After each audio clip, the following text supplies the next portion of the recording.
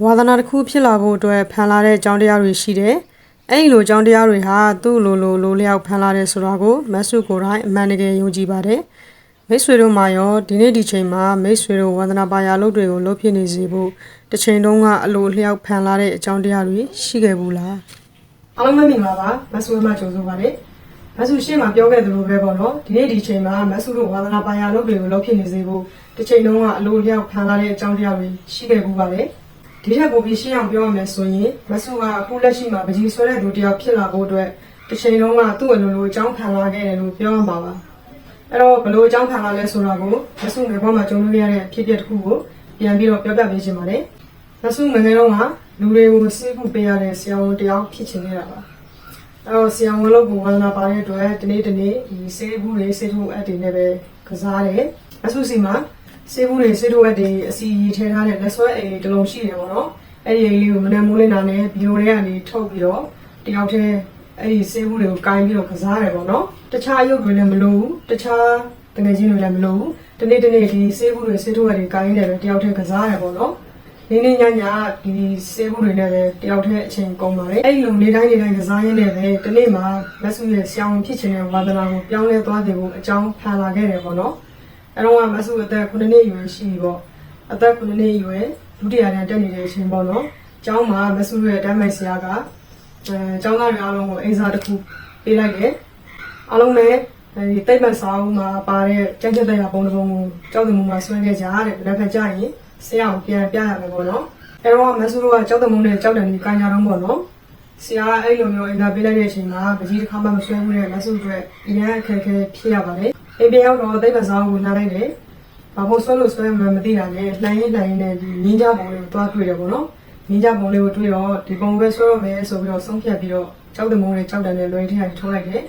ပြီးတော့စပြီးတော့ဆွဲရပေါ့ပကြီးတစ်ခါမှမဆွဲဘူးတဲ့သူဖြစ်တဲ့အတွက်အောက်လိုင်းလေးရောင်းတော်မှာပဲဖြောက်အောင်မကောက်နိုင်ဘူးပေါ့နော်ဒါပေမဲ့ဇွဲမလျှော်ဘူးဆက်ဆွဲတယ်ဆွဲလိုက်ဖြတ်လိုက်ဆွဲလိုက်ဖြတ်လိုက်နဲ့တညလုံးကပုံသွားတယ်ဘာပုံမှလည်းထွက်မလာဘူးပေါ့နော်အဲ့ဒီလိုနဲ့ညင်းကလည်းညင်းနေနေပြီဘယ်ခံကြရင်လည်းဆရာကိုပြရတော့မယ်ဘလို့မှဆက်ဆွဲလို့မရတဲ့အဆုံးမှာတော့အိမ်ကအဖေကိုအပူကတ်ပါတော့တယ်အဖေကိုအကြောင်းဆုံးရှင်းပြပြီးတော့ဒီမင်းကြပုံလေးကိုကျောက်တမုံမှာဆွဲပေးလိုက်ပါဆရာကိုမနက်ခမ်းကြရင်သူကြီးဆွဲတာတော့ပဲညာပြီးတော့ပြောလိုက်မယ်ဆိုပြီးတော့ပြောပြတယ်ပေါ့သူ့ကိုလေအော်ဖေကဒီလိုတော့မဖြစ်ဘူးတဲ့မနက်ခမ်းကြလို့ရှိရင်ဆရာသူ့ရှေ့မှာသူ့ကိုဆွဲခိုင်းလို့ရှိရင်မဆွဲရတဲ့ခါကျရင်အခက်တွေ့နေလိမ့်မယ်တဲ့အဲ့တော့ဆွဲတဲ့သူလိုလေးပဲဆွဲသွားလိုက်ပါတဲ့သူဆွဲမပေးနိုင်ဘူးပေါ့နော်သူကအဲ့လိုပြောပြီးမြင်းတယ်ပေါ့အဲ့တော့မဆုကလည်းဘလို့မှဆက်ဆွဲလို့မရတော့မှတီးထားတော့မရမကအတင်းငွေယူပြီးတော့ပူဇာတာပေါ့နော်မရဘူးဆွဲပေးပါညာပေါ့အဲ့လိုပူသေးပူတာဟိုမိဘဆိုတော့တာသမီးကငွေယူပြီးတော့သူလည်းမခံနိုင်ဘူးပေါ့အဲ့တော့ဖေပြောရပေါ့နော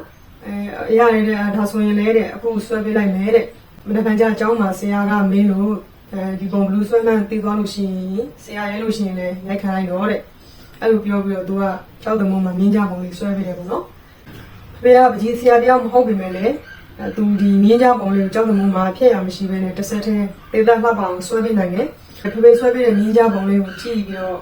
့အရန်ကိုပျော်သွားတာပေါ့နော်ဘလို့ပျော်လို့ပျော်မှန်းတော့မသိပါဘူးပြီးတော့အဲ့ဒီမြင်းကြလေးကိုကြည့်ပြီးတော့အရန်ကိုပဲချစ်သွားတယ်ပေါ့နော်နောက်နေ့မနေ့အကြောင်းကိုရောက်တော့